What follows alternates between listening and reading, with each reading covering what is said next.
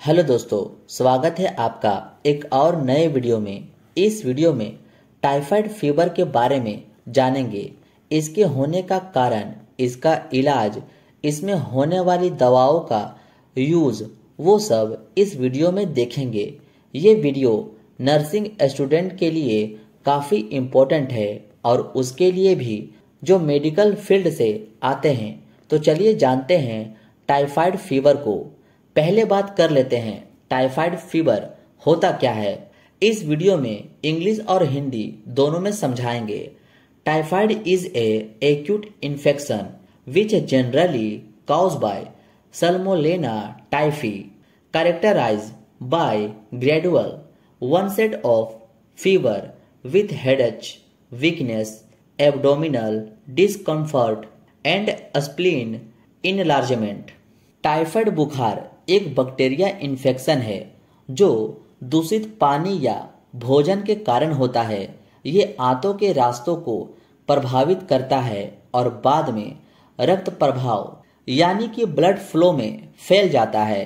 इसे आंतों का बुखार के रूप में भी जाना जाता है क्योंकि यह मुख्य रूप से हमारी आंतों को प्रभावित करता है और उस बैक्टीरिया को सल्मोनेला टाइफी के नाम से जानते हैं। होप सो इतना आप समझ गए होंगे। अब आप इसका स्क्रीनशॉट ले लें, फिर मैं आगे बढ़ता हूं। अब जानते हैं टाइफाइड फीवर का काउज ऑफ टाइफाइड फीवर। जैसा कि दोस्तों मैंने बताया कि टाइफाइड फीवर मुख्यतः सल्मोनेला टाइफी बैक्टीरिया से होता है। दूसरी, कंटामिनेटेड फूड तथा वाटर का यूज करने से होता है। कंटामिनेटेड का मतलब दूषित होता है, ऐसा भोजन और पानी जो दूषित हो। तीसरा, स्लम्ड एरिया में रहने से।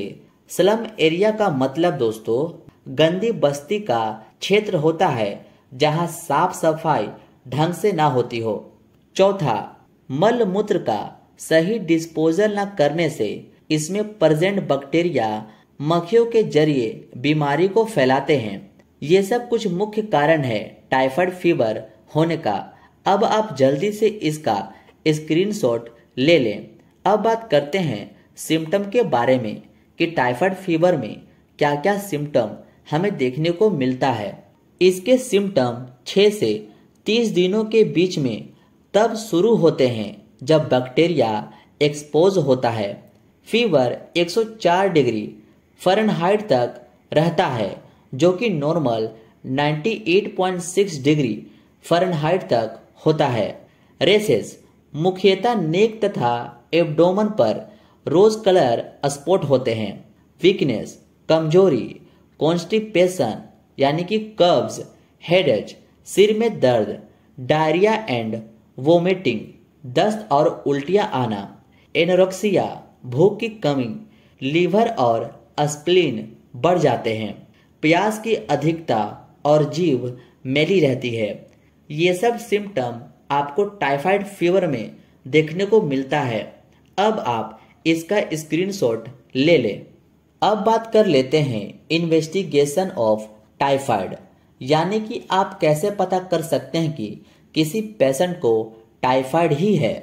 तो पहला नंबर, ब्लड में आपको WBC यानी कि व्हाइट ब्लड सेल की संख्या कम मिलती है। लिम्फोसाइट एब्सेंट रहते हैं। दूसरा, फर्स्ट वीक में 98% पेशेंट में कल्चर पॉजिटिव मिलता है।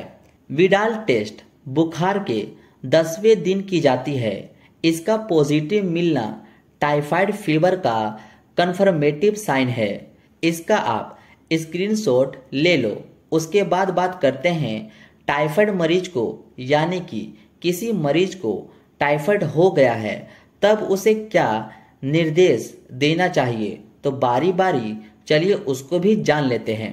डिजीज का पता चलते ही पेशेंट को कंप्लीट बेड रेस्ट की सलाह देनी चाहिए।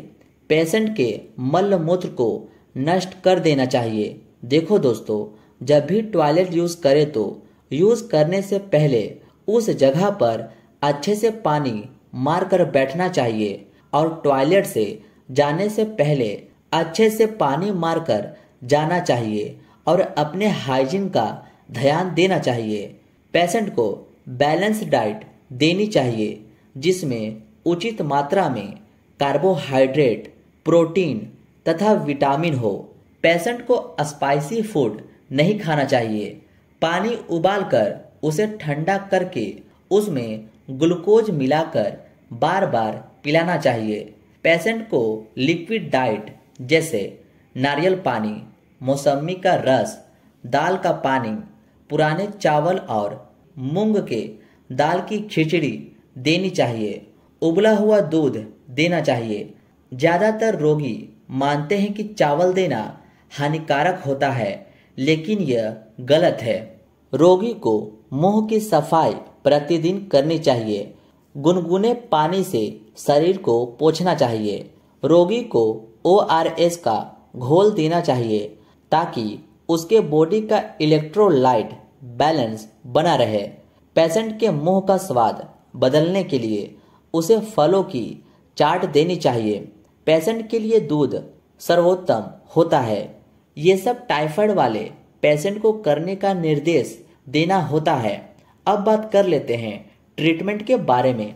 टाइफाइड के ट्रीटमेंट हेतु injection Monocef 2G NS 100 ml में डाइल्यूट करके 2 दिन तक सुबह शाम दिया जाना चाहिए और तीसरे दिन से मोनोसेप 1GM NS 100 ml में डाइल्यूट करके अगले 5 दिनों तक सुबह शाम दिया जाना चाहिए। साथ ही इंजेक्शन मिका अस्टार जिसका कॉम्पोजिशन अमिकासिन 500 mg होता है, सीरा मार्ग द्वारा सुबह शाम 7 दिनों तक दिया जाना चाहिए तथा साथ में टैबलेट एजीबेक्ट 500 जिसका कॉम्पोजिशन एजिथ्रोमाइसिन होता है, रोजाना 1 गोली लंच से आधा घंटा पहले 3 दिन तक दी जानी चाहिए। अथवा टैबलेट सेफ्टस 400 जिसका composition cefixime dispersible tablet 400 mg होता है, सुबह शाम खाने के बाद 7 दिन तक दी जानी चाहिए। यह इंजेक्शन मोनोसेप 2GM की जगह इंजेक्शन साइप्रोक्स 100 ml जिसका कॉम्पोजिशन साइप्रोफ्लोक्सासिन होता है, सीरा मार्ग से सुबह शाम दिया जा सकता है। इसके अलावा सिम्टोमेटिक ट्रीटमेंट किया जाना चाहिए। बुखार हेतु डोलो 650 जब जरूरत हो तब दें।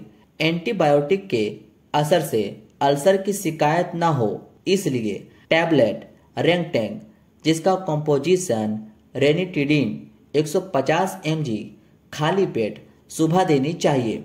उल्टी की शिकायत रोकने हेतु टैबलेट पेरिसेट MD ओंडासेट्रोन 4 mg दी जानी चाहिए। वीकनेस कम करने हेतु कैप्सूल नोरोकाइंड्स गोल्ड रोजाना 1 गोली खाने के बाद देवें। उम्मीद है दोस्तों आपको ये जानकारी अच्छी लगी हो और इस वीडियो से आप कुछ ना कुछ जरूर सीखे हो। और भी वीडियो देखने के लिए दोस्तों इस चैनल को सब्सक्राइब जरूर कर लें। और टाइफाइड से रिलेटेड अगर आपके मन में कोई क्वेश्चन हो तो कमेंट बॉक्स में जरूर पूछें। और ये वीडियो आपको कैसी लगी ये भी जरूर बताएं।